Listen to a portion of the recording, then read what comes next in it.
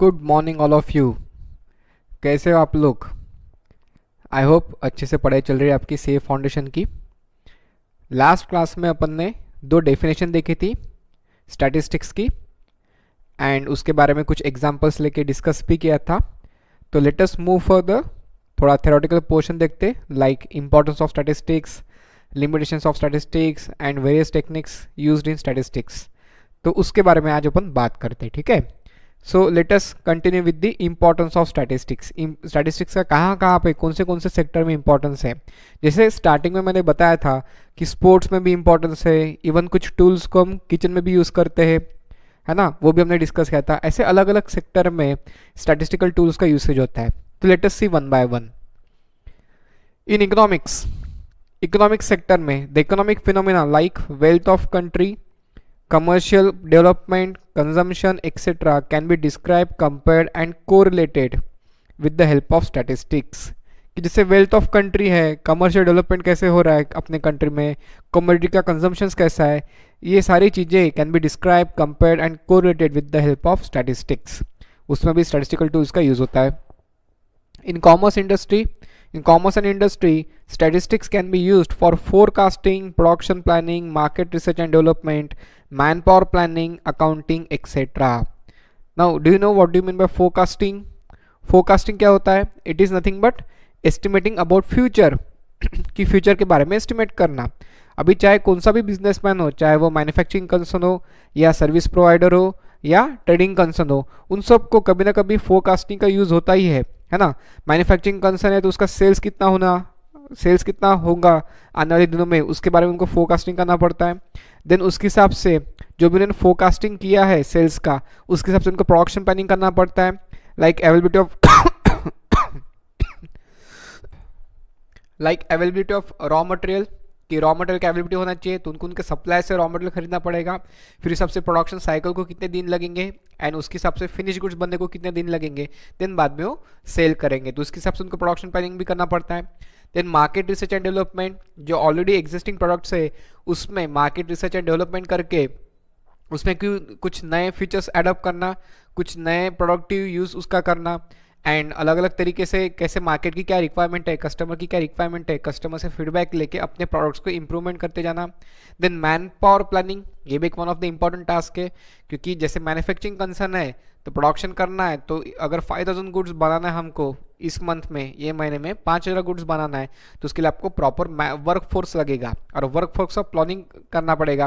कि प्लानिंग जो है जैसे 8 आवर्स की ड्यूटी रहती है, तो वो हिसाब से कैसे क्या प्लानिंग करेंगे, कितना वर्क टास्क कैसे कैसे कंप्लीट होते जाएगा, उस सब का प्लानिंग लगेगा। उसके लिए वर्क फोर्स कितना रिक्वायरमेंट रहेगा उसके, तो ये सब चीज़ें किसके अंडर आती है, मैन पावर प्लानिंग के अंडर भी आती है। एंड देन अकाउंटिंग, हर एक चीज़ का हिसाब किताब मेंटेन करना, कि जैसे प्रोडक्शन हो रहा है तो कितना प्रोडक्शन हो रहा है, देन उसका सेल्स कितना होगा, सेल्स होगा तो अपना इनकम कितना जनरेट होगा, फिर अपने ऑर्गेनाइजेशन के एक्सपेंडिचर कितने हैं, उसके हिसाब से प्रॉफिट कितना जनरेट होगा, मंथली बेसिस पे, क्वार्टरली बेसिस पे या ईयर ऑन ईयर बेसिस पे, उसके हिसाब से अलग अलग एनालिसिस करते हैं। तो कॉमर्स एंड इंडस्ट्री में भी कुछ ना कुछ स्टैटिस्टिकल टूल्स को यूज़ किया जाता है, तो ये सेक्टर में भी स्टैटिस्टिक्स का यूज़ होता है। देन एडमिनिस्ट्रेशन में the origination of statistics was for the proper functioning and administration. तो बेसिकली स्टैटिस्टिक्स का origination, Ugam he for the proper functioning of administration, कि एडमिनिस्ट्रेशन प्रॉपरली होना चाहिए, उसी के लिए स्टैटिस्टिक्स को डेवलप किया गया है, ठीक है। The policies of government are formulated on the basis of information related to agriculture, economy, employment, import and export, defence, social status, etc. Such information are obtained by collection of data which is a part of statistics, है ना। कि जैसे हर साल जो है government, जो भी central में जो भी गवर्नमेंट रहती है वो बजट पेश करती है। अब बजट में क्या बताया जाता है कि हमने एग्रीकल्चर सेक्टर को कितनी सब्सिडी देना है, या एग्रीकल्चर फार्मर्स को कितना उनको हेल्प करना है by giving good amount of rate of interest, by giving good amount of loan तो वो हिसाब से उनको कैसे हेल्प करना है। देन क्रॉप इंश्योरेंस भी आया हुआ है, तो मोदी गवर्नमेंट जो है क्रॉप इंश्योरेंस भी लाए हुए हैं, तो उसका इंश्योरेंस करवाना, उसका प्रीमियम कितना रहेगा। देन इकोनॉमी में एम्प्लॉयमेंट कैसे जनरेट करना, आपको पता होगा नोएडा में वर्ल्ड की बिगेस्ट फैक्ट्री सेटअप की है under make in India programme. Like Samsung की जो फैक्ट्री है वो वर्ल्ड की बिगेस्ट फैक्ट्री है which gives employment to the 60,000 employees, है ना। तो that is not a joke कि 60,000 लोगों को एम्प्लॉयमेंट जनरेट करी एक फैक्ट्री, because it is world's biggest factory है। तो इकोनॉमी को कैसे डेवलप करे, कैसे कैसे इंफ्रास्ट्रक्चर डेवलप करे, कैसे कैसे एम्प्लॉयमेंट को जनरेट करे, वो भी सोचना पड़ता है। देन इंपोर्ट एक्सपोर्ट, अपना फॉरेन डिफिसिट कम से कम रहना चाहिए, तो हमारा इंपोर्ट कम से कम होना चाहिए गुड्स का, एक्सपोर्ट ज़्यादा से ज़्यादा बढ़ना चाहिए। तो ये सारा आप इकोनॉमिक्स में भी पढ़ोगे, foreign deficit, currency deficit etcetera, ये सारा चीज़ आप वहाँ पे भी पढ़ोगे। डिफेंस सेक्टर स्ट्रांग होना चाहिए, उसके लिए हम काफ़ी चीज़ें इंडिजिनियस बनाते हैं, कुछ कुछ टेक्नोलॉजी हमको इंपोर्ट भी करना पड़ती है, तो वो हिसाब से हमको डेवलप करना पड़ता है। And social status etcetera.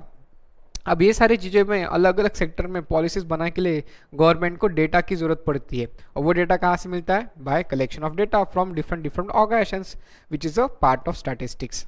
कि हमने वो डेफिनेशन में भी देखा था, statistics is a science which deals with collection of data, then classification of data, then analysis of data, and then interpretation of data. तो first part is nothing but collection of data which is required by government organizations for forming different policies for different sectors. So यहाँ पे भी statistics का use होता है। Then agriculture sector, a thorough statistical analysis is required for the testing of new fertilizers, improved seeds, irrigation and soil to increase agriculture production. अभी agriculture production कैसे बढ़ाएंगे? तो आई थिंक आपने सुना होगा सॉइल कार्ड, ये ऐसा कुछ कंसेप्ट सुना होगा सॉइल कार्ड का। अब सॉइल कार्ड में होता क्या है कि एग्रीकल्चर जो है या अपने जो फार्मर्स है, they are basically illiterate people, वो ज़्यादा पढ़े लिखे नहीं रहते, वो अपना फार्मिंग में इन्वॉल्व रहते, पूरी ज़िंदगी खेती बाड़ी में पूरा इन्वेस्ट कर देते और पूरा अपने को सपोर्ट करते रहते बाय गिविंग फूड, है ना। तो उस केस में उनके अब जैसे खेती बाड़ी करना है तो उस केस में it is as per the geographical location कि कौन से कहाँ पे, जैसे अगर एप्पल है तो एप्पल नागपुर में नहीं उगेंगे, एप्पल कश्मीर में उगेंगे, है ना। आप चाह के भी नागपुर में उसका प्लांटेशन नहीं कर सकते, या चाह के भी आप उसकी क्रॉप्स नहीं ले सकते, बिकॉज वैसा उसको वेदर कंडीशन होना चाहिए। ऑरेंज जैसे है वो नागपुर में ही ज़्यादा अच्छे तरीके से प्रोडक्शन होता है ऑरेंजेस का, क्यों? बिकॉज यहाँ पे वैसी सॉइल है वो टाइप की जो भी रिक्वायर्ड है, एंड यहाँ पे वैसा एटमॉस्फेयर भी है। अब ये सारा चीज़ें जो है ये फार्मर्स लोगों को प्रॉपर वे में समझा कि उसकी सॉइल की क्वालिटी क्या है, कितने फर्टिलाइजर्स यूज़ करना चाहिए, कैसे इरिगेशन मेथड्स यूज़ करना चाहिए, तो ये सारी चीज़ें क्या करती है, वो उसके जो प्रोडक्शन को इम्प्रूव करती है, जो एग्रीकल्चर प्रोडक्शन है उसको इम्प्रूव करती है और क्वालिटी ऑफ प्रोडक्ट को भी इम्प्रूव करता है। तो Modi government come with the soil card. अब ये क्या होता है कि हर एक गाँव में गवर्नमेंट स्कूल है, वहाँ पे लेबोरेटरी भी है, तो गवर्नमेंट ने क्या बोला कि हर एक शेतकरी ने, हर एक फार्मर ने अपने मिट्टी का एक सैंपल लेके जाना, जो भी खेत की ज़मीन है उसका एक मिट्टी का सॉइल का सैंपल लेके जाना टू दैट लेबोरेटरी और उसको टेस्टिंग करा लेना। फिर वो लेबोरेटरी के जो एक्सपर्ट लोग हैं वो फार्मर्स लोगों को एक्सप्लेन करते हैं कि आपने कितना फर्टिलाइजर यूज़ करना है, कितना मेडिसिन यूज़ करना है, कितना वाटर उसको लगेगा, कौन से क्रॉप्स लेने चाहिए, कौन से सीजन में लेने चाहिए, सो दैट उनका जो एग्रीकल्चर प्रोडक्शन है वो भी बढ़ेगा। अब इन सब में जो सैम्पलिंग टेक्निक यूज़ होता है, प्रोबेबिलिटी की टेक्निक यूज़ होती है, ये सारा चीज़ उसमें यूज़ होता है, which are nothing but statistical tools. तो एग्रीकल्चर सेक्टर में भी स्टैटिस्टिक्स का काफ़ी यूज़ होता है, ठीक है। Next, banks and insurance companies. अब बैंक का जो है, बैंक का मेन बिजनेस क्या रहता है? डू यू नो बैंक का क्या बिजनेस रहता है? सोचिए बताइए, बैंक का क्या बिजनेस रहता है? आपका शायद अकाउंट भी होगा बैंक में, तो बैंक वालों का बिजनेस क्या होता है? सोचिए थोड़ा, 2 मिनट आपको मैं 2 मिनट देता हूँ। हाँ, सोच लिया? तो बताइए बैंक का बिजनेस क्या रहता है बैंक वालों का? जैसे आपका बैंक में अकाउंट होगा तो आपके बहुत सारे पैसे होंगे बैंक में जमा, पैसे की तो कोई कमी नहीं आपके पास, है ना। क्लियर है क्या? तो क्या क्या मेन बिजनेस रहता है बैंक का?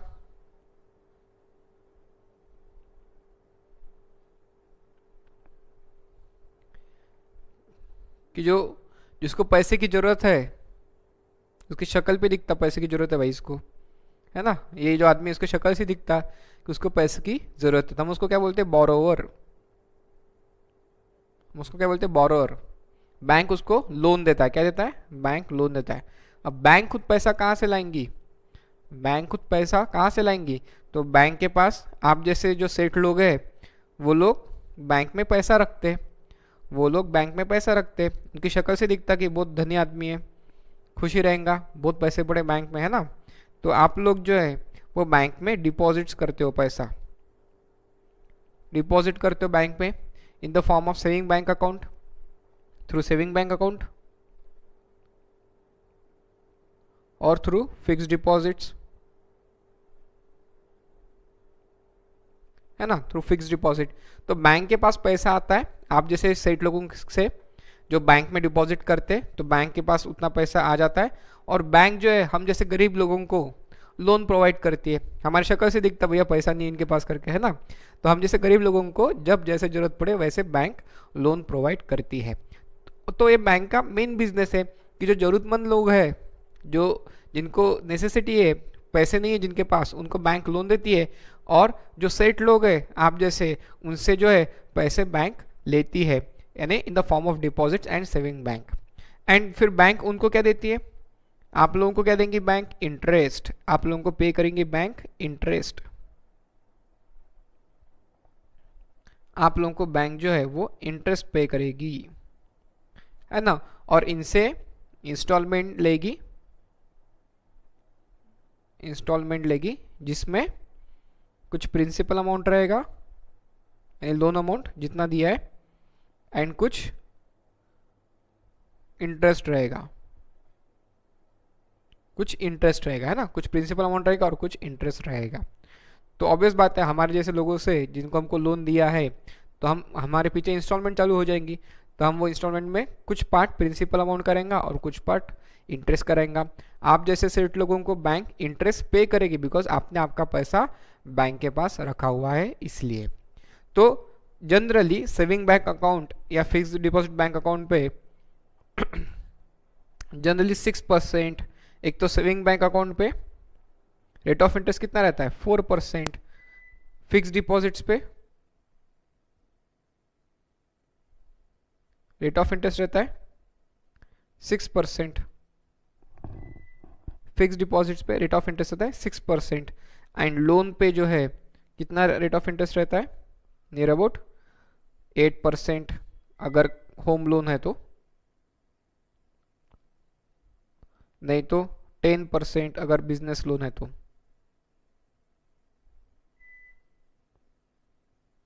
बिजनेस लोन है तो 10% रहता है ना। तो बीच में की जो मार्जिन है, बीच में की जो 4 या 5% की मार्जिन है, 6% इंटरेस्ट बैंक पे करती है आप जैसे सेठ लोगों को जिनके पैसे बैंक में डिपॉजिट है, और हम लोग जो है जिन्होंने बैंक से इंटरेस्ट लिया है वो बैंक को 8% या 10% से इंटरेस्ट पे करते हैं। तो बीच में की जो मार्जिन है आइदर 4 या 5% की, 4% की या 5% की, से 5 या 4% की जो भी मार्जिन है उसमें बैंक अपना कमाती है। ये बैंक की मार्जिन होगी, this is margin of bank, margin of bank, समझे। तो ये बैंक का कोर बिजनेस रहता है।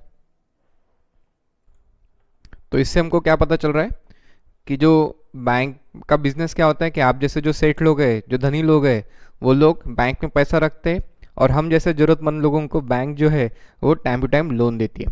पर जनरली बिजनेसमैन को लोन की ज़रूरत कब पड़ती है, जब उसका बिजनेस टाइम या उसका जो बिजनेस का सीज़न है वो एकदम हाई लेवल पे हो। कि जैसे बारिश के सीज़न में सबसे अच्छा बिजनेस कौन सा चलता है, रेनकोट यानी अम्ब्रेला का। तो बारिश के सीज़न में कोई स्वेटर खरीदता है क्या, नहीं खरीदता है ना। स्वेटर कब खरीदते हैं हम, in the month of November और दिसंबर, जब बहुत ज़्यादा ठंड पड़ती है, जब विंटर सीजन आ जाता है तब हम स्वेटर खरीदते हैं। तो कोई कोई बिजनेस का बिजनेस साइकिल रहता है ना, या सीजन भी रहता है बिजनेस का। तो सीजन के हिसाब से उसको तब बहुत ज़्यादा प्रोडक्शन की ज़रूरत पड़ती है, तब बहुत ज़्यादा उसको गुड्स की ज़रूरत पड़ती है। तो गुड्स को प्रोड्यूस करने के लिए या अगर ट्रेडिंग कंसर्न हो तो एक जगह से गुड्स खरीद के दूसरी जगह सप्लाई करने के हिसाब से उसको बहुत ज़्यादा पैसे लगते हैं। तो बैंक जो है वो ऐसे सीजनल बिजनेसेस को ढूंढती रहती है। तो उसमें भी स्टैटिस्टिक्स का बहुत ज़्यादा इन्वॉल्वमेंट रहता है। देखिए क्या लिखा है, तो bankers are required studying business cycles for forecasting seasonal variations in the demand for money from their clients. From their clients means from their customers. फिर से पढ़ता हूँ, bankers required studying business cycles for forecasting seasonal variations in demand for money from their clients। clients ने उनके customers। तो उनके जो customers के जो बिजनेस साइकिल्स है उसके हिसाब से उनको क्या क्या सीजनल वेरिएशन आ रहा है, उस केस में उनकी डिमांड कैसी है पैसे की, उसको वो एनालाइज करते, उसको स्टडी करते और उसके हिसाब से जो नीडी बिजनेसमैन है उनको टाइम टू टाइम पैसे प्रोवाइड करते हैं, मनी प्रोवाइड करते हैं। This study is based on statistics. तो ये जो स्टडीज रहती है these are purely based on statistics. Similarly insurance sectors require statistical study of life tables and premium rates for their business. Insurance यानी क्या होता है, आपने सुना होगा life insurance, vehicle insurance, building insurance, ऐसे मरीन इंश्योरेंस, ऐसे अलग अलग प्रकार के काफ़ी इंश्योरेंस रहते हैं। आपने शायद तक के जो कॉमर्स वाले लोग हैं उन्होंने 12th में पढ़ा भी होगा टाइप्स ऑफ इंश्योरेंस। तो anybody can tell me insurance यानी क्या रहता है? क्या हम इंश्योरेंस से प्रॉफिट कमा सकते हैं? क्या इंश्योरेंस का प्रॉफिट कमाने के लिए क्या? बोलिए सोचिए, इंश्योरेंस प्रॉफिट कमाने के लिए क्या? नहीं दोस्तों, इंश्योरेंस किसके लिए? To cover your risk, to cover your loss. कि जैसे आपने व्हीकल इंश्योरेंस निकाला, इसका मतलब आपको क्या परमिशन मिलती है क्या किसी को भी गाड़ी ठोक दो?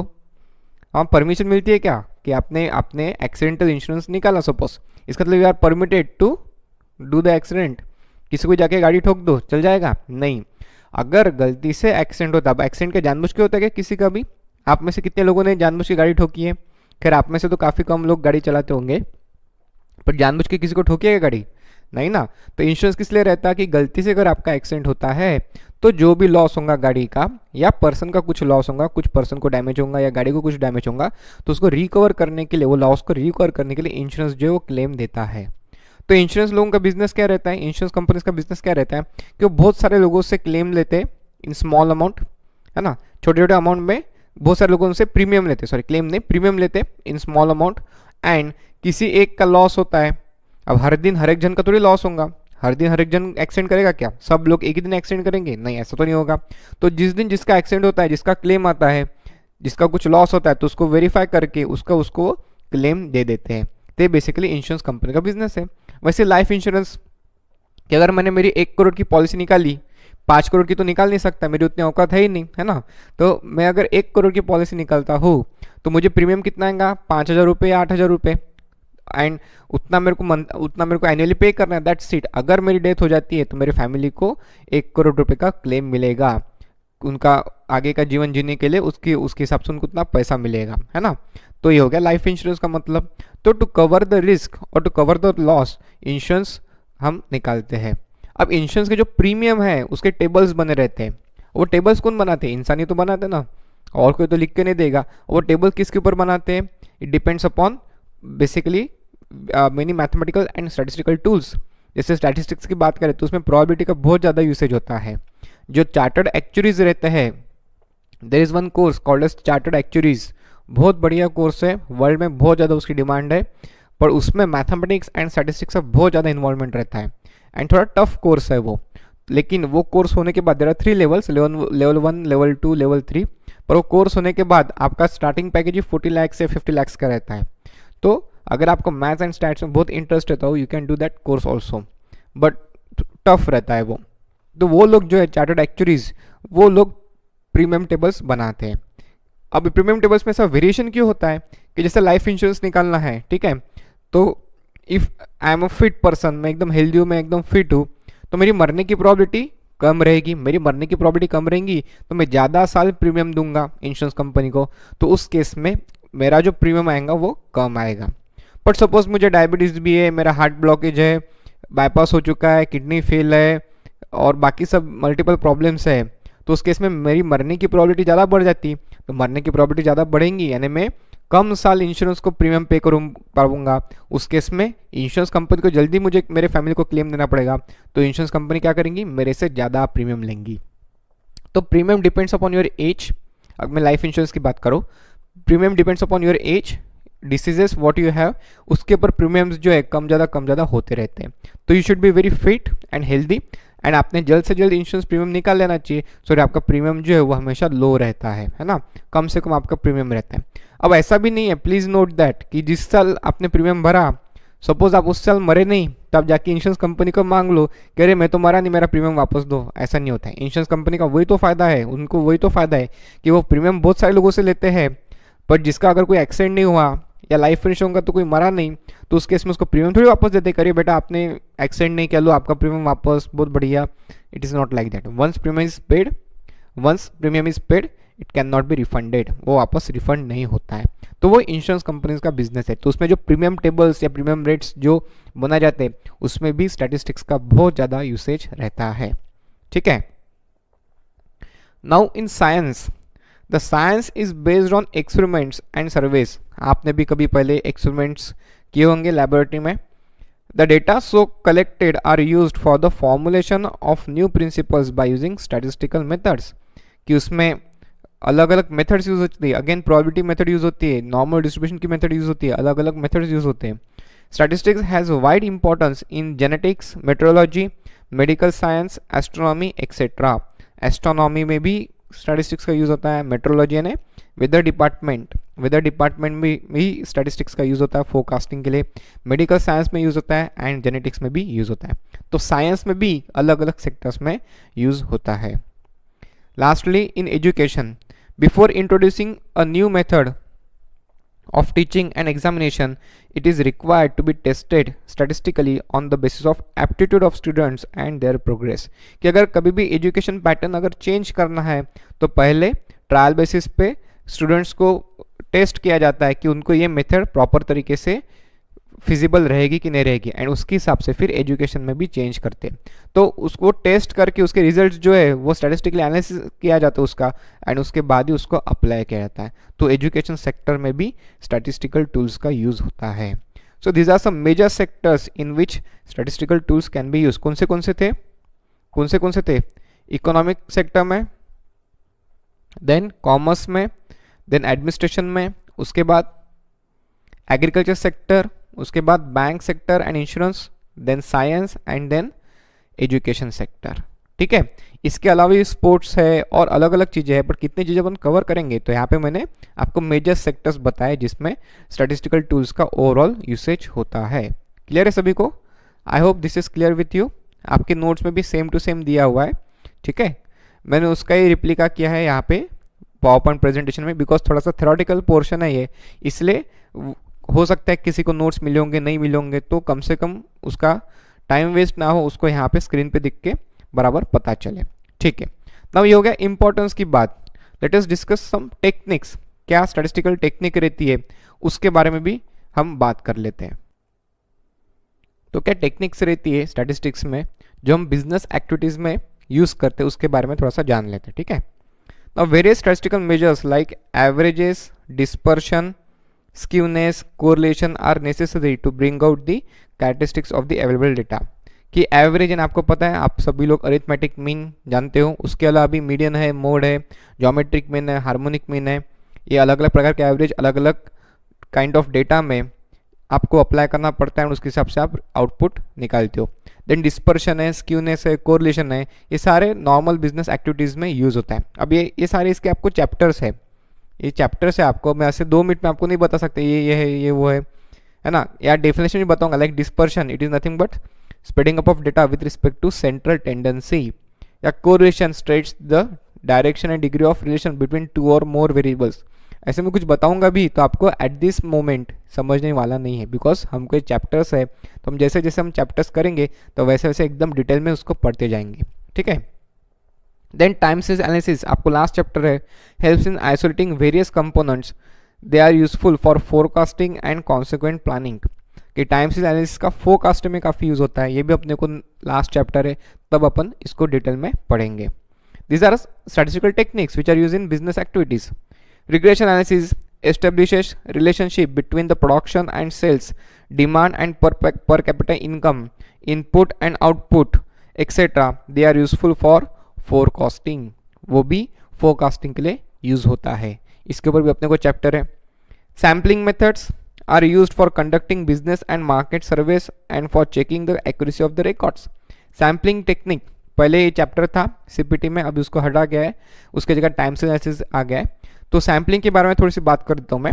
सैम्पलिंग यानी क्या, अपने मम्मी लोग ऑलरेडी उसको यूज़ करते हैं अपने किचन में, पर उसको सैम्पलिंग टेक्निक बोलते हैं, दैट वी डोंट नो, या उनको भी शायद पता नहीं होगा, है ना। तो ये अभी कोर्स में तो आपको थोड़ा सा ब्रीफ बता देता है इसके बारे में कि सैम्पलिंग टेक्निक रहता क्या है कि जैसे आपकी मम्मी ने खीर बनाई, आपकी मम्मी ने खीर बनाई और आपको बोला कि बेटा थोड़ा सा टेस्ट करके देख कि खीर कैसी बनी है, बराबर उसमें शुगर डाला है कि नहीं, बराबर स्वीट बनी है कि नहीं बनी है।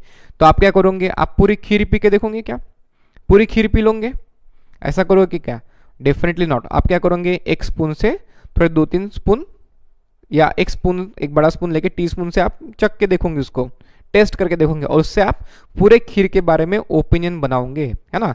थोड़ा सा उसमें से सैंपल निकाल रहे हो, इसका मतलब क्या कर रहे हो, आप थोड़ा सा उसमें से सैंपल निकाल रहे हो, उसको चख के देख रहे हो और पूरे खीर के बारे में ओपिनियन बना रहे हो कि वो बराबर स्वीट बनी कि नहीं बनी। दैट इज नथिंग बट आप क्या कर रहे हो, सैंपल देख रहे हो। कि जहाँ पे examination is in destruction nature, अगर हम कोई चीज़ को एग्जामिन करने जाए तो वो ख़त्म ही हो जाए, अगर ऐसा कुछ प्रॉब्लम हो रहा है तो उस केस में हमको सैम्पलिंग टेक्निक यूज़ करना पड़ता है। क्लियर है। एंड कभी कभी क्वालिटी चेक डिपार्टमेंट में भी सैम्पलिंग टेक्निक यूज़ कर सकते हैं कि जहाँ पे यूनिट्स बहुत ज़्यादा वाइड है, बहुत ज़्यादा वाइड रेंज में यूनिट्स प्रोडक्शन हो रहा है, यानी हज़ारों के तादाद में, लाखों के तादाद में यूनिट्स प्रोडक्शन हो रहे हैं। तो उस केस में हर एक यूनिट को थोरोली चेक करना पॉसिबल नहीं होता। कि जैसे आपका मोबाइल फ़ोन है, अब मोबाइल फ़ोन है तो वो कितना थाउजेंड्स ऑफ यूनिट्स में वो प्रोडक्शन होता है। तो उस केस में क्वालिटी चेक डिपार्टमेंट नाम का डिपार्टमेंट रहता है इन मैन्युफैक्चरिंग कंसर्न। वो क्या करता है, वो 100 के बैचेस में सपोज मोबाइल फ़ोन्स अगर प्रोड्यूस हो रहे हैं तो 100 में से कुछ भी रैंडमली 5-6 मोबाइल वो सिलेक्ट करेंगे, उसमें से थोरोली उसको चेक करेंगे। थोरोली यानी कैसा कि स्मार्टफोन है तो वो टच चल रहा है कि नहीं, देन गर्ल्स के लिए स्पेशली सेल्फी कैमरा चल रहा है कि नहीं, देन सोशल मीडिया अकाउंट्स उसमें वर्क करते कि नहीं, व्हाट्सएप चल रहा है कि नहीं, ब्लूटूथ चल रहा है कि नहीं, ये सारा उसको थरोली चेक करेंगे। And from that 5 to 6 samples वो पूरे 100 के बैचेस के लिए ओपिनियन फॉर्म करेंगे। बिकॉज इतने सारे 1000 प्रोडक्ट्स अगर मैन्युफैक्चर हो रहे तो उसको सारे 1000 प्रोडक्ट्स को थरोली चेक करना, इसमें तो कॉस्ट भी बहुत ज़्यादा लगेगा और टाइम कंज्यूमिंग भी बहुत ज़्यादा रहेगा। तो कुछ कुछ चीज़ें वो सैम्पलिंग बेसिस पे चेक करते हैं and on the basis of that they form opinion for the whole units, for the all the units, उसके बारे में वो ओपिनियन फॉर्म करते हैं। That is nothing but sampling techniques. तो उसमें और डिटेल में बाकी बहुत सारी चीज़ें हैं बट अपने कोर्स में नहीं है तो उसके ऊपर मैं ज़्यादा चर्चा नहीं करना चाहूँगा। Statistical quality control is use to find whether manufactured goods confirm to specification. अभी मैं जो बोल रहा था कि जो क्वालिटी कंट्रोल डिपार्टमेंट रहता है इन मैन्युफैक्चरिंग कंसर्न में, तो वो उसमें भी स्टैटिस्टिकल टेक्निक्स जो मैं अभी बात कर रहा था वो यूज़ करता है to confirm whether those goods are produce as per the standards, as per the specification. Sampling inspection in this connection is indispensable in any manufacturing concern.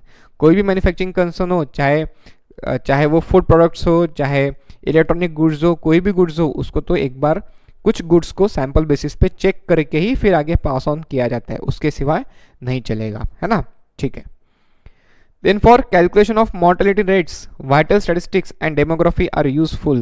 These rates and calculation of probabilities of death are used in insurance for determination of premium rates. जैसे मैंने हमने importance of statistics में देखा है था कि insurance sectors में क्या होता है कि basically probability of deaths consider करते हैं। अगर प्रोबेबिलिटी ऑफ डेथ एक पर्टिकुलर एरिया में ज़्यादा है तो वहाँ का इंश्योरेंस प्रीमियम ज़्यादा रहेगा। अगर probability of death particular area की कम है तो वहाँ का इंश्योरेंस प्रीमियम कम रहेगा। फॉर एग्जांपल कि जैसे जापान कंट्री है, सबको पता है जापान। अब जापान में आए दिन अर्थक्वेक आते रहते हैं, कभी सुनामी आती रहती है, कभी कोई ना कोई झंझट होती रहती है, तो वहाँ पे इंश्योरेंस बहुत महंगा है। पर इंडिया में सुनामी एक आध बार आई है मुंबई में, बार बार नहीं आती, है ना। जो नागपुर में रहते हैं लोग, ना नागपुर में कभी सुनामी आई, ना नागपुर में कभी अर्थक्वेक आया आज तक के, तो इसलिए नागपुर में या इंडिया में ओवरऑल इंश्योरेंस जो है वो सस्ते हैं as compare to Japanese, as compare to Japan country, है ना। तो प्रोबेबिलिटी ऑफ डेथ कहाँ कहाँ पे कैसा है उसके हिसाब से भी इंश्योरेंस के प्रीमियम वेरी होते रहते हैं। Even for appointment personal efficiency of candidates are statistically determined by using test course. कि जब आप जॉब में जाओगे, जब आपको जॉब में एम्प्लॉयमेंट मिलेगा आपको, तो उस केस में आपका क्या किया जाएगा, पहले रिटर्न टेस्ट लिया जाएगा, उसके हिसाब से आपकी इफिशिएंसी देखा जाएगा। तो उसमें भी स्टैटिस्टिकल टेस्ट कोर्स यूज़ करके आपका इधर जॉब मिलेगा या आपको जॉब नहीं मिलेगा, तो उसमें भी स्टैटिस्टिकल टेक्निक्स को यूज़ किया जाता है। Then index numbers are constructed by the use of statistical formula. They are extremely useful in business and commerce and also helpful to government for making economic decisions. Index number यानी जैसे आपने शायद तक कि सुना होगा, सेंसेक्स सुना होगा, सेंसेक्स सुना है क्या? तो सेंसेक्स यानी क्या it is nothing but sensitivity index, कि मार्केट कितना सेंसिटिव है उसका एक इंडेक्स है वो। इसके ऊपर भी हमें चैप्टर है इंडेक्स नंबर के ऊपर, कि जिसमें हम प्राइस इंडेक्स निकाल सकते हैं, क्वांटिटी इंडेक्स निकालते हैं, कॉस्ट ऑफ लिविंग इंडेक्स निकालते हैं, देन ग्रुप इंडेक्स निकालते हैं। ऐसे अलग अलग प्रकार के इंडाइसेस हम सीखेंगे उसमें, ठीक है।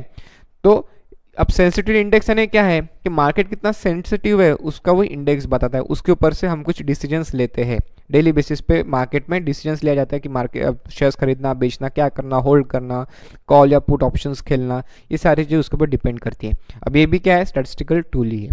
तो आपको लगे तो झूठ लगेगा तो मैं आपको दिखा देता। This is the index of your notes, जिसमें आपको measures of central tendency and dispersion ये पढ़ना है। मेजर ऑफ सेंट्रल टेंडेंसी यानी एवरेजेस एंड डिस्पर्शन, जो अपन ने टेक्निक देखी थी उसको यहाँ पे डिटेल पढ़ना है। कोरिलेशन रिग्रेशन एनालिसिस ये भी अपने टेक्निक्स में आया था, ये भी हमको डिटेल में पढ़ना है। देन इंडेक्स नंबर्स अभी अभी टेक्निक देखी, वो भी हमको डिटेल में पढ़ना है। Probability and expected value, theoretical distribution, time series analysis, ये सारी चीज़ें जो है जो टेक्निक्स में कहाँ कहाँ पे उसके नाम आए थे, तो उसको हमको डिटेल में चैप्टर वाइज पढ़ना है, ठीक है। तो डोंट टेक एनी टेंशन, हो सकता है अपने टेक्निक में से मैंने एक्सप्लेन किया ही नहीं इतना, तो उतना वो समझेगा नहीं कि इंडेक्स नंबर यानी क्या, कोरिलेशन यानी क्या। तो भाई साहब हमको चैप्टर ही है, उसको अपन जैसे जैसे हम चैप्टर डील करते जाएंगे वैसे वैसे हम उसको डिटेल में पढ़ते जाएंगे, कोई चिंता करने की बात नहीं, ठीक है। So these are various statistical techniques that we are going to learn in our course which are commonly used in business activities. ये सारे कॉमनली बिजनेस एक्टिविटीज़ में यूज़ किया जाता है। Is it okay with you? Clear है सभी को? पक्का? ठीक है। नाउ ये हो गया टेक्निक्स के बारे में। Then there are certain limitations of statistics, कुछ कुछ लिमिटेशंस है। अब क्या लिमिटेशंस है वो भी तो देखना पड़ेगा ना। अब हर एक चीज़ के कुछ ना कुछ इंपॉर्टेंस या मेरिट्स रहते, कुछ ना कुछ लिमिटेशंस या डीमेरिट्स रहते। चलिए देखते क्या क्या लिमिटेशंस है स्टैटिस्टिक्स के। Statistical methods can be applied only on those data which can be express in quantitative form, जो क्वांटिटेटिव फॉर्म में रहता है। क्वांटिटेटिव फॉर्म यानी क्या, कि ऐसा डेटा जो न्यूमेरिकल फॉर्म में है ना, ऐसा डेटा जो न्यूमेरिकल फॉर्म में, उसके ऊपर ही स्टैटिस्टिकल टेक्निक या statistical tools can be applied. जो क्वालिटेटिव फॉर्म में डेटा है, क्वालिटीज यानी समझते ना कौन सी क्वालिटीज रहती है। क्वालिटीज यानी कौन सी कि जैसे ब्यूटी है, क्वालिटी है, इंटेलिजेंस है, ऑनेस्टी है, दीज आर ऑल क्वालिटीज। तो मैं ऐसा बोल सकता कि ये जो राहुल है, राहुल गांधी नहीं, ये जो राहुल है उसमें 15 kg ऑनेस्टी है, ऐसा मैं बोल सकता हूँ क्या? नहीं। Can you measure honesty? आप ऑनेस्टी को मेजर कर सकते हो क्या? नहीं ना, मेजर कर सकते क्या? नहीं। ये जो कल्याणी है उसमें 30 किलो ब्यूटी है, ऐसा हम बोल सकते हैं क्या? कल्याणी में 30 kg ब्यूटी है करके? डेफिनेटली ऐसा बोल नहीं सकते, है ना। क्यों नहीं बोल सकते? बिकॉज आप उसको मेजर नहीं कर सकते। दीज आर ऑल क्वालिटीज, तो beauty, honesty, intelligence, these are all qualities, उसको हम मेजर नहीं कर सकते। तो because of that statistical methods can be applied only on quantitative form of data. ऐसा डेटा जो नंबर्स में, न्यूमेरिकल फॉर्म में दिया है, उसके ऊपर ही हम स्टैटिस्टिकल मेथड्स अप्लाई कर सकते हैं। That is the first limitation of statistics. Statistics deals with group और aggregate of individuals rather than individuals, कि जैसे यहाँ पे एक जन का एवरेज मार्क्स दिया है,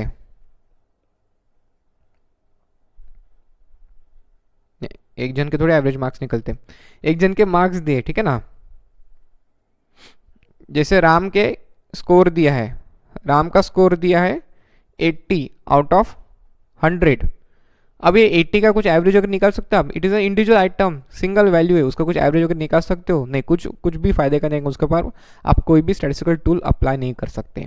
इसलिए बोला गया है कि स्टैटिस्टिक्स डील्स विद ग्रुप और aggregate of individuals rather than individual. वो इंडिविजुअल वैल्यू के ऊपर कुछ मेथड हम अप्लाई नहीं कर सकते, हमको 3-4 वैल्यूज़ या एक से ज़्यादा वैल्यूज़ चाहिए, ग्रुप ऑफ वैल्यूज़ चाहिए, सो दैट हम स्टैटिस्टिकल टूल्स या statistical methods can be applied on those. So that is the limitation. Then sometimes statistical results may lead to false conclusion without proper context. ऐसा कैसा बोले? Sometimes statistical results may lead to false conclusion without proper context. ऐसा कैसा? चलिए देखते, example लेते कि आपको पता होगा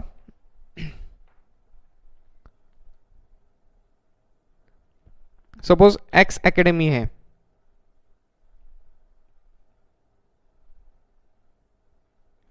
और वाई एकेडमी है। एक एक्स एकेडमी है, एक वाई एकेडमी है, ठीक है। अब इसका रिजल्ट 100% और इसका रिजल्ट 60%। तो आप कौन से एकेडमी ज्वाइन करोगे बताओ ब्रो? एक एक्स एकेडमी है, एक वाई एकेडमी है। एक्स एकेडमी का रिजल्ट है 100%, वाई एकेडमी का रिजल्ट है 60%। तो आप कौन से एकेडमी ज्वाइन करोगे? ऑब्वियसली सबने आंसर दिया होगा कि एक्स एकेडमी हम ज्वाइन करेंगे बिकॉज का रिजल्ट 100% है। Very good, very nice. 100% result देना बहुत डिफिकल्ट रहता है, that too in professional examination, कि जो प्रोफेशनल कोर्सेज का कोचिंग कर रहा है उसमें 100% रिजल्ट आना इज़ वेरी मच डिफिकल्ट, बहुत डिफिकल्ट होता है ना। तो आप लोग डेफिनेटली बोलोगे कि नहीं हम एक्स एकेडमी ज्वाइन करेंगे बिकॉज उसका तो 100% रिजल्ट है, डेफिनेटली। बट आप में से कुछ होशियार लोग रहते हैं, वो जरा एनालिटिकल माइंड से रहते हैं कि वो भी वही सोचते हैं कि यार प्रोफेशनल कोर्सेज में 100% रिजल्ट कैसे क्या ला सकती है ना। तो उन्होंने वो एकेडमी में जाके पूछा कि भाई आपके यहाँ पे नंबर ऑफ स्टूडेंट्स कितने थे, टोटल नंबर ऑफ स्टूडेंट्स कितने थे। तो उनको पता चला टोटल नंबर ऑफ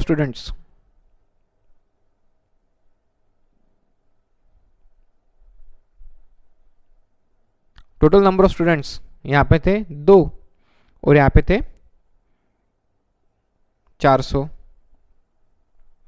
है ना। एक्स एकेडमी में टोटल नंबर ऑफ स्टूडेंट्स थे 2 एंड वाई एकेडमी थे 400। तो 5 स्टूडेंट्स कितने हो गए?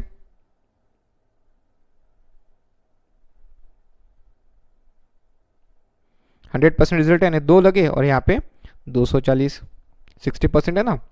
तो 240 पास हुए वाई एकेडमी के स्टूडेंट्स। अब बताओ मुझे, अब आप कौन से एकेडमी ज्वाइन करना चाहोगे? डेफिनेटली सबका आंसर आया होगा वाई एकेडमी। क्यों भैया, जाओ ना एक्स में, है ना। है ना, सब अब बोल रहे होंगे नहीं हम वाई एकेडमी ज्वाइन करेंगे बिकॉज 400 में से 240 पास हुए, यहाँ पे तो 2 में से 2 पास हुए। तो भैया एक्स एकेडमी का झूठ बोला क्या? नहीं, उन्होंने उनके ड्राइंग रूम में, घर के ड्राइंग रूम में पढ़ाया ना, 2 स्टूडेंट्स आए, दोनों को पढ़ाया, दोनों पास हुए। बहुत बड़ा होर्डिंग लगा दिया उन्होंने 100% रिजल्ट, बहुत बड़ा होर्डिंग लगा दिया और उस पर लिख दिया 100% रिजल्ट। तो झूठ थोड़ी बोल रहे आपके, उनको केस फाइल करेंगे आपने झूठ बोला। डेफिनेटली उन्हें कुछ भी झूठ नहीं बोला, क्योंकि 2 स्टूडेंट्स आए थे, 2 स्टूडेंट पास हुए, इसलिए हमारा 100% रिजल्ट है। वाई एकेडमी झूठ नहीं बोल रही है, 400 स्टूडेंट आए थे, उसमें से 60% रिजल्ट लगा, 240 पास हुए। बट आपका डिसीजन बदल गया, आपने पहले एक्स एकेडमी सिलेक्ट किया था, अभी आपने वाई एकेडमी सिलेक्ट किया। क्यों ऐसा? जब आपने मोर इन्वेस्टिगेट किया तो आपको ध्यान में आया कि ये 2 स्टूडेंट ही थे यहाँ पे सपोज 2 का अगर 1 स्टूडेंट भी हो जाता है तो रिजल्ट 50% हो जाएगा एक्स एकेडमी का, और यहाँ पे एक आधा कम भी हो जाता है, 239 भी हो जाता है, तो इतना परसेंटेज में फ़र्क नहीं पड़ने वाला है। समझ रहे बात को? तो इसको जो बोलते हैं, ये जो डेटा है, this data is called as relative data. कौन सा डेटा बोलते हैं इसको? रिलेटिव। ये बाद में भी आने वाला है रेफरेंस इसका, ठीक है ना।